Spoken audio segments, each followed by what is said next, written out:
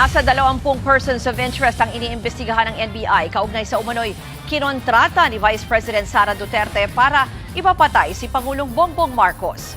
Sa impeachment trial kahapon, sinabi ng testigong si NBI Director Melvin Matibag na posibleng isa sa mga ito ang mismong kinuhang hitman ng bise.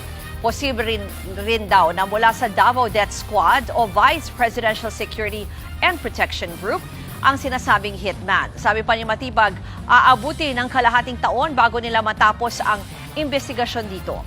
Posible raw kasi na malaking network ang nasa likod ng planong pagpatay sa Pangulo.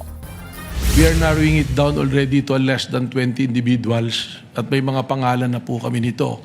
Sa katunayan po, yung iba po rito, kausap na po namin yung kanilang mga pamilya o kakilala.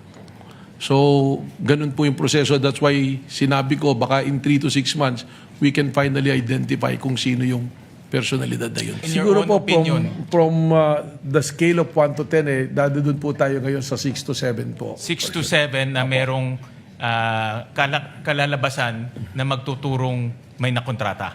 Tama po.